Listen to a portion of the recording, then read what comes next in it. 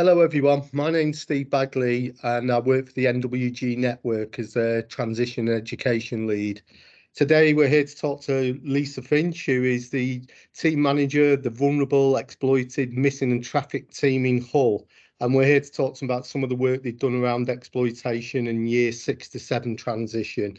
But Lisa, first I'll just hand it over to yourself if you want to introduce yourself, give a bit more about the role before we go into some of the specifics around the work around exploitation in year 6 to 7 transition. Yeah, fantastic. Thanks, Steve. So the vulnerable, exploited, missing and trafficked team in Hull, we have oversight of all missing children in Hull, all missing episodes. Predominantly because it links into child exploitation. As we know, missing episodes can be an indicator that child's subjected to those push and pull factors. So we have oversight of missing episodes, and we support children who are victims of child sexual and criminal exploitation, and also through the modern slavery and human trafficking pathway via the national referral mechanism as well. We are fortunate, we are a very varied team to include an NRM specialist officer and also more recently a young women and girls worker as well, who's supporting young women and girls up to the age of 21. Thanks, Lisa. It'd be good to hear some more about those roles at a later date. But if we can just start off and just ask you what's some of the work you've been doing around exploitation year 6 to 7 transition and why you felt that this work is necessary.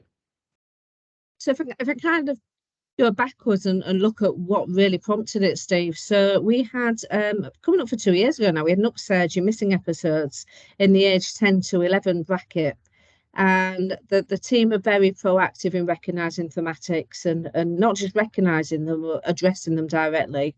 So we had a team meeting and very quickly recognised we needed to get into schools early and we need to do preventative work and raise an awareness of the dangers of missing episodes and the impact on families, parents, carers, an extended family and the risks to the child. So we had a bit of a pilot with a couple of schools initially and offered to do some briefings with the year 6 pupils.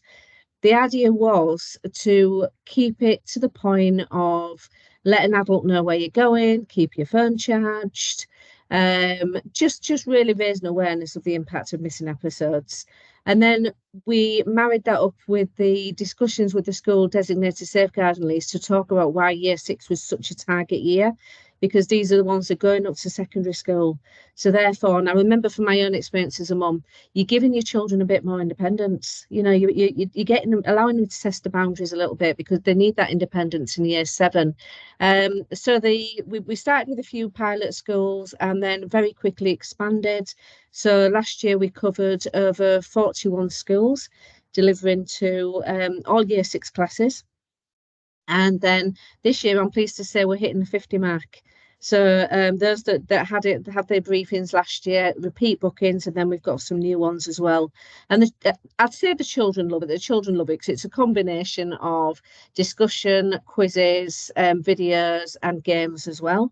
So it's very, very interactive. But they're learning a really, really serious message, which is keep your phone on, keep it charged, tell an adult where you're going, know who to talk to, and listen. That one of the messages we're giving, Steve, is listen to your body. If your body's telling you something doesn't feel quite right, then you need to leave that area. Going down absolutely fantastically well.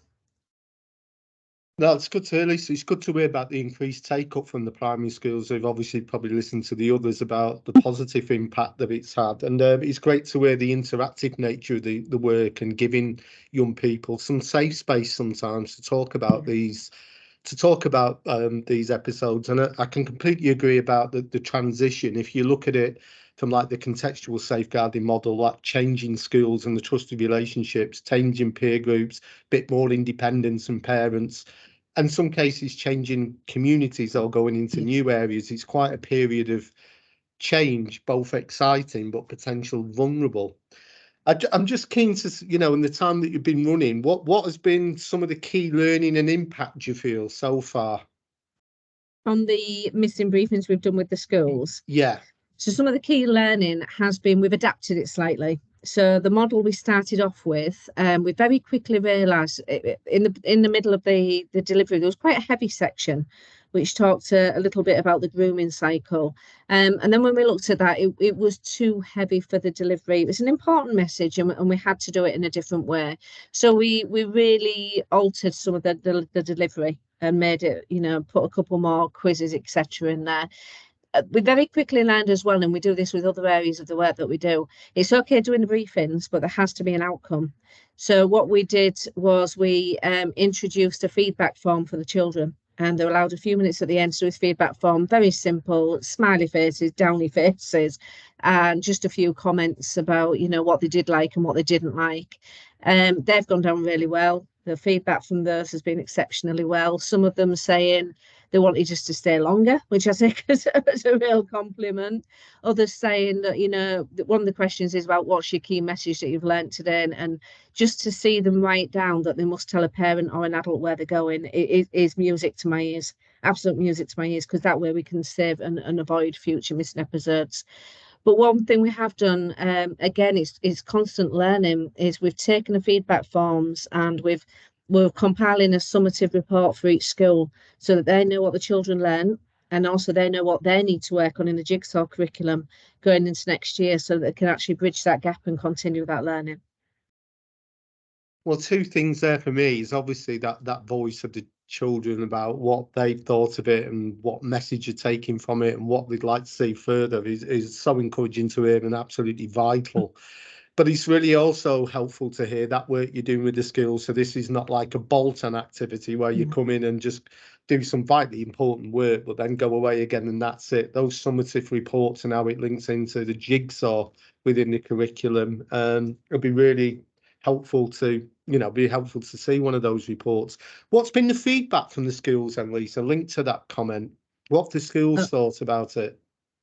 The schools absolutely love it. I mean, they're very vocal when we're there, to be honest. And I say we, it's a whole team approach, Steve. There's not just a certain part of the team that do it. All of the team do the delivery.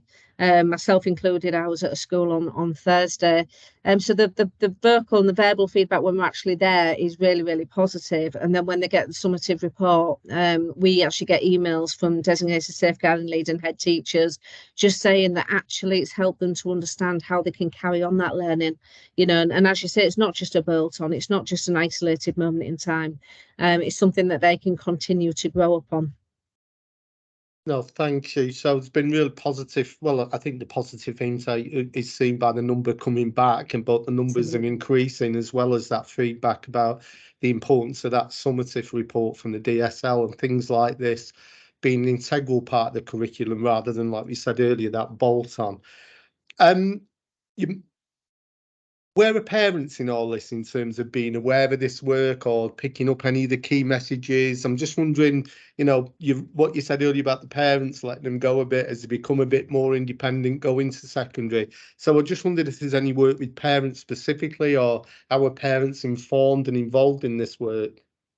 So whenever we arrange or agree a booking, we always send out a letter to the schools there to confirm the booking, but also to allow them a template to send out to parents and carers so they know what we're going to discuss with the child. And then again, we really put the emphasis on the teachers to ensure that dialogue is an ongoing and continuous basis. But what we also do in the letter to the parents is signpost them to several sites where they as parents can get that support if they're particularly worried. One thing we are currently doing, and we're in discussion, we're actually looking at offering direct support to foster carers following the missing briefings, particularly because it can be a real area of anxiety and understanding the signs and the symptoms. And, if a child does go missing, understanding what we can do to stop it happening again. So for foster carers, we're looking at more direct work to signpost them not only to resources, but to equip them with the tools, and obviously aim for a more solution-focused oversight on the missing episodes so they can actually be part of the prevention. Okay, so that direct work that's going to be offered to foster carers is to see how that goes. But in terms of the wider parents, those letters that go out, and again, that's not just a bolt-on part of the curriculum. There's something where they can know that they can go and get support as and when they feel they need it. I suppose that'll be really beneficial to the parents and carers, and be interesting to pick up over the coming months how the work with the foster carers go as well, foster Yeah. parents go. And one thing we do as well, Steve, at the end of every briefing, the children have a folder. It's a mobile phone template, but we encourage them to write down the numbers of their parents, carers, adults, people they need to contact in an emergency, but also their support networks as well. And we actually encourage them to do this as part of the session so that they've got something to take home. And we actually encourage them to share that with the parent, carers, and adults that love them, so that they know that that's there, and that they can talk to them about it as well. Thank you. That's a really good overview about the importance of including parents in some of this work. What is an anxious time for them as well, as you rightly said. There's a more independence in terms of moving to that secondary school. I suppose the next question we've really touched on it already, but it's just the future plans for this work. Obviously, it's expanding in Hull. The work with the foster carers, the increased number of schools, how the programme has developed with the feedback from young people. Is there anything you want to add about further plans that you're thinking of doing with this work in Hull? Yeah, so we did just after Christmas, we trialled again. We thought, well, we've got the briefings to primary school seem to be working really, really well now. But we can't ignore that actually year 7, year 8 is also a difficult time. See, they've joined secondary school at that point, and they're forming new relationships, new friendships. They're also readjusting the hierarchy, they've come from that, that little pond being a big fish to suddenly a big pond as a little fish. It's difficult. So we've actually started doing some work with secondary schools as well, year 7, year 8. So we do a delivery about the impact of missing, but we've obviously brought it up more to their age range, and we slightly adjusted the thematic, and the way that we actually angle it is we're educating you about missing and child exploitation because we want you to be a good friend and look out for your friends and report it for your friends. Because what we find is very often children who are victims of exploitation may not feel comfortable talking to an adult, but they will talk to a friend who can then be the advocate. And again, they've gone down really, really well so far. No, thanks, Lisa. And in my previous roles, I have been deputy within a secondary school, and you're right. A lot of our key referrals came from friends who were concerned about their friends. So it's really encouraging to hear that as well, because they will usually talk to peers, and we were able to pick up some really serious safeguarding issues in a very sensitive way, following what you've described as the encouragement to come and look after your friends. Yeah, I think that sounds great for that age group as well. I'm just thinking a final question for myself, really, and anything else you want to add. But if any areas were looking to do a similar piece of work around what you've done, and personally, I would encourage everyone to be doing some similar work because of what you've highlighted about that transition and so on, and the vulnerability potentially within it. But what advice would you give to other areas who were looking to do some similar work? I would say, what I would say is gather your information, gather your statistics. And I know, it's not the most interesting part of the job, but it's a crucial part of the work to actually be able to get the guidance and the governance that you need from senior leadership, etc. But start off on a smaller scale and really be prepared to be flexible in your delivery and be prepared to actually alter things if they're not working. But I would absolutely encourage anybody to do it, Steve. It's been one of the best things that we've done. From the staff as well, who absolutely adore going, and hearing it firsthand from the children, but also to really understand the thematics out there. And one thing I did mean to say is through the thematics, we've actually had a couple of schools who've asked us to go and do contextual safeguarding mapping with them so that they feel more part of the community, and invite antisocial behaviour officers in and neighbourhood policing teams, etc. So this one thing has actually led to other things as well. Yeah, especially primary schools got such crucial parts of the communities and how we link them in. But Lisa, that's all I wanted to cover that, and I just share some of this proactive work that you're doing around prevention in Hull around missing and exploitation. So thanks very much for taking the time to speak to us today. It's been really, really helpful. And for those people who are maybe interested in a bit in exploring this a bit further, they'll be able to get in touch with the NWG, and we can pass on any contacts to yourself or whoever is relevant to follow that up in Hull. So thank you very much for the time today. No problem. Thank you.